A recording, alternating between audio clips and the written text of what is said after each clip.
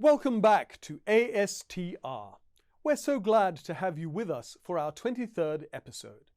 This time, Ashley Chisholm, our Research Center Manager, highlights for us a story from this week in Adventist history.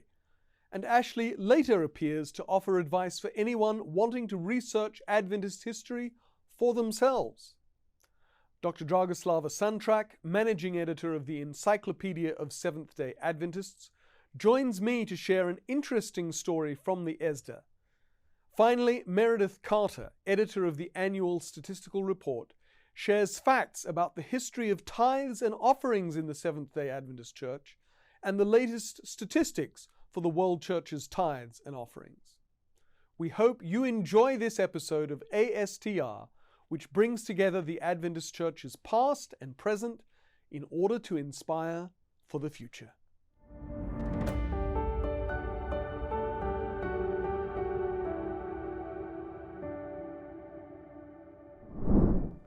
This week in Adventist history, we celebrate an Adventist boarding academy in the U.S. state of Indiana.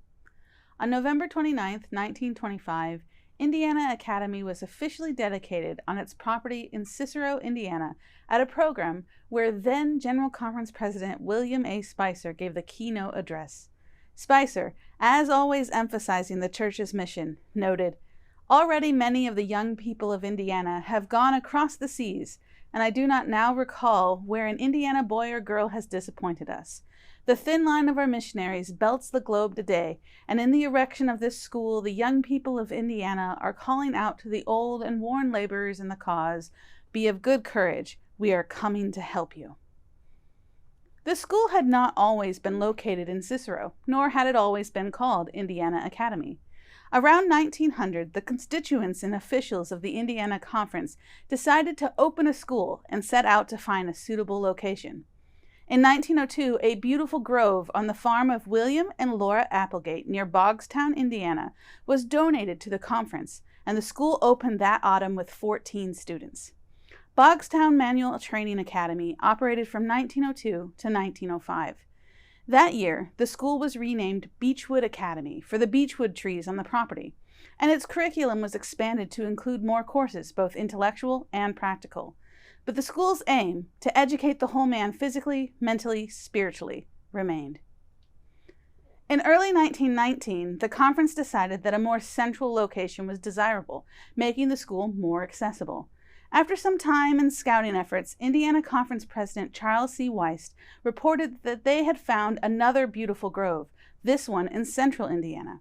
He reported to the constituents that, "We stopped at one place which had a beautiful grove. We investigated and learned that the farm was for sale. The general surroundings did not appeal to anyone who might look for things actually up to date. However, when the owner told us that the price of the farm was $150 an acre, we stopped to investigate, for the farms in that vicinity were all priced from $250 to $300. We made a very close investigation and found that we had practically everything on this farm of 95 acres that had been specified in the discussion by the conference when in session. After we had been over the farm, the committee began to be united, and all felt that this was the place for the school. This was the first farm we had looked at that the committee was unanimously agreed upon. The farm was finally bought for the price of $13,720, including one half of the corn crop in the crib. With the new property in Cicero purchased, plans for constructing the buildings on the new campus and beginning classes there were put into motion. A groundbreaking for the new girls' dormitory was held on September 11, 1919, and classes opened on October 1st, with a camp meeting tent being used as the dining room, kitchen, chapel, and one of the classrooms. That winter, the girls stayed in the farm cottage, the boys in a small 16 by 32-foot building, and the principal, Charles W. Marsh, and his family stayed in a tent.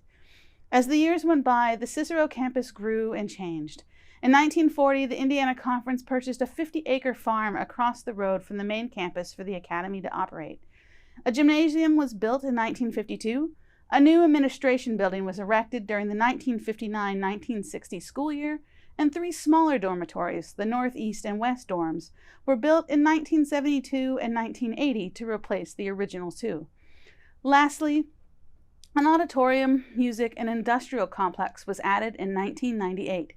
Indiana Academy's mission today is educating the whole student to know and serve God in their community. This alumna is happy to say that the story of Indiana Academy comes from this week in Adventist history.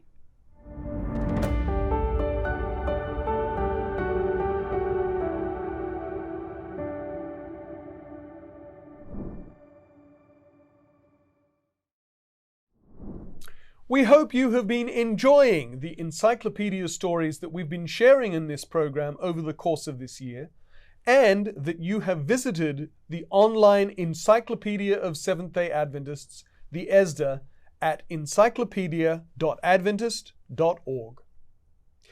The ASTR stories of our past missionaries and church workers worldwide are informative and inspiring as powerful testimonies to God's wonderful leading of His people in history. Did you know that many, if not most of these stories would be impossible to write and share today were it not for the hundreds of faithful secretaries in the past who recorded events, sermons, meeting minutes, appointee files, obituaries, and other valuable historical documents? Today's story from the ASTR highlights some moments in the history of reporting in the Adventist Church and the role of an important recording technique called shorthand. To save time is to lengthen life was written in shorthand on the back of this photo, showing 3 early shorthand reporters of General Conference sessions: E. Gardner, H. Rogers, and W. Cornell. Back in the time when there was no audio and visual recording systems, phonography or shorthand enabled people to write at the rate of speech and take accurate and full notes of meeting proceedings, sermons, and other discourses.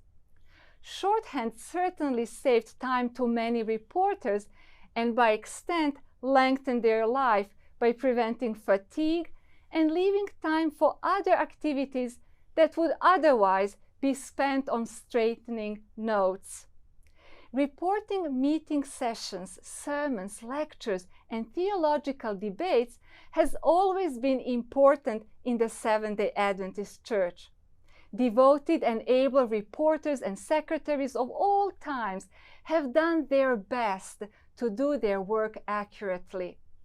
In this photo, you can see an example of notes in shorthand taken at the 1897 General Conference session held in College View, Nebraska. Several Seventh-day Adventist pioneers, including Joseph H. Waggoner, Uriah Smith, and John N. Loughborough, began to learn phonography in the 1850s for reporting and preserving sermons, lectures, and theological debates. This task was extremely difficult for numerous reasons.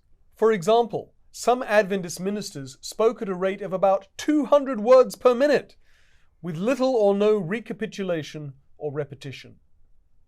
Stenographers constantly repeated drills so that they could write with scrupulous precision and be prepared for any word, no matter how strange or unusual.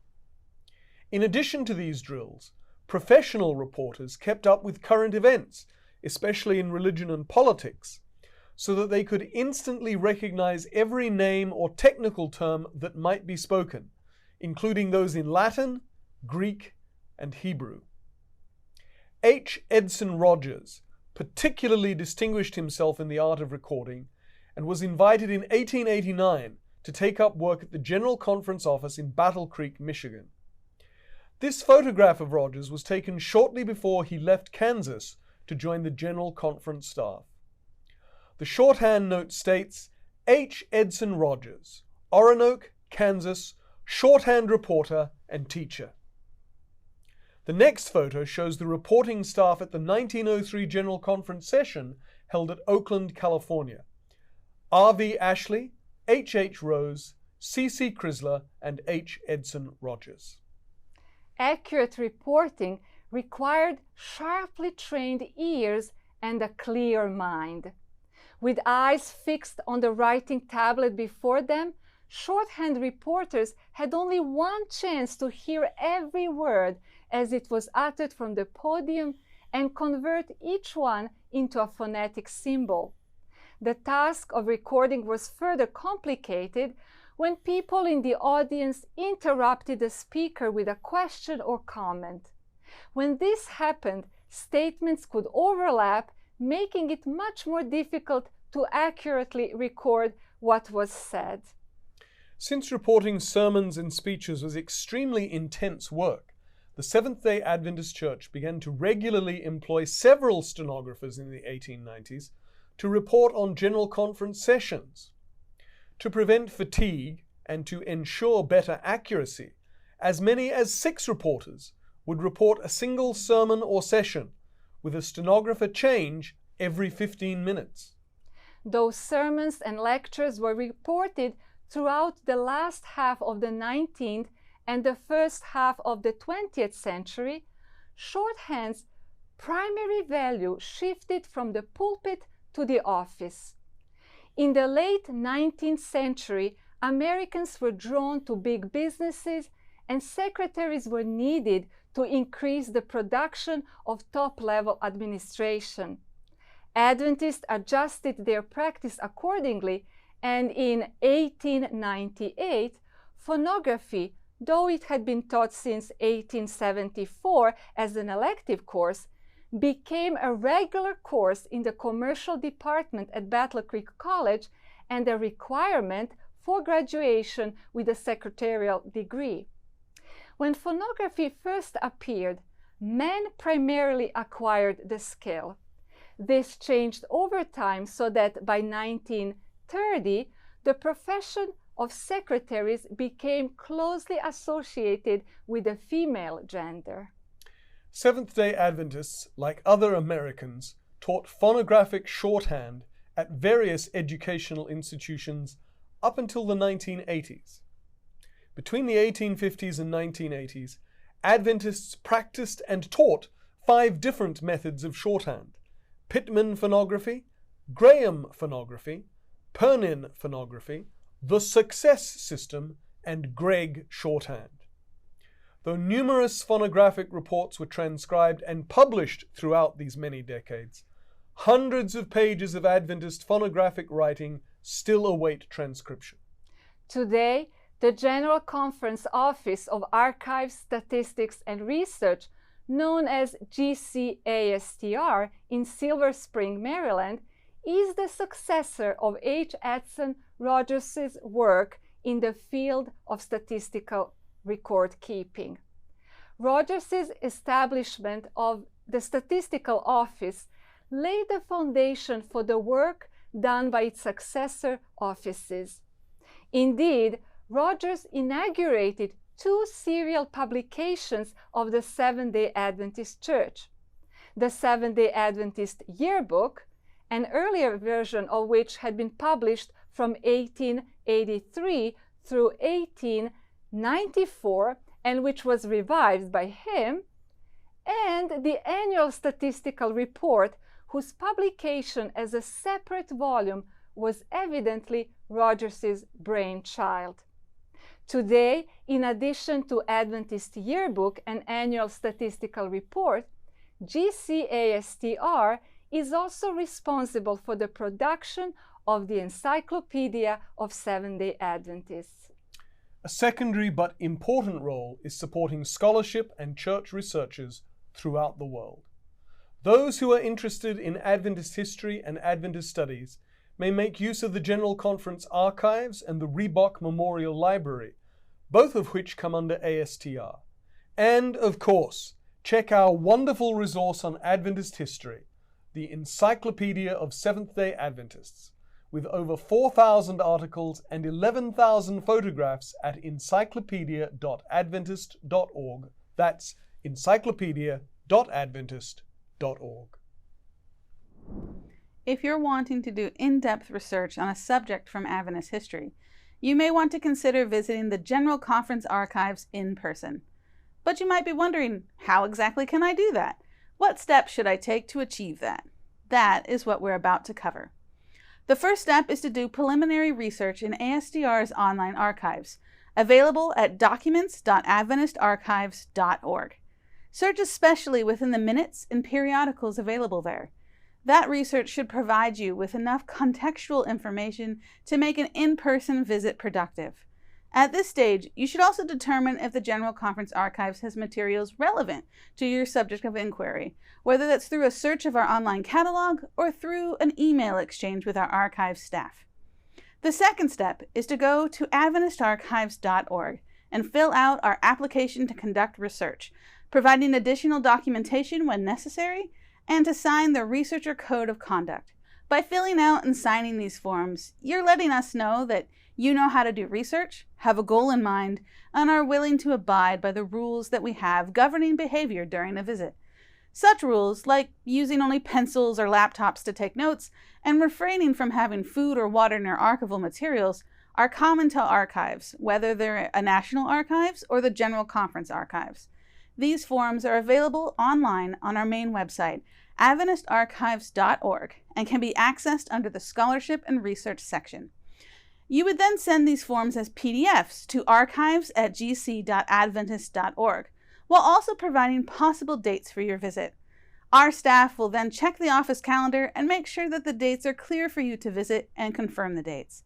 If the suggested dates are not open, our staff will work with you to figure out a time that works for both you and the archives. We do ask that research visits be set up at least 2 weeks in advance so that we can make sure that we are able to give each researcher an enjoyable research experience here at the archives. After the date of the research visit is set, the next step is to keep working through materials in the online archives and identifying items in the online catalog that you would like to see during your visit. We recommend communicating with our staff ahead of your visit so that your time during your visit is as productive as possible. The last step, of course, is to actually come and visit. Perhaps we will see you someday in the future at the General Conference Archives.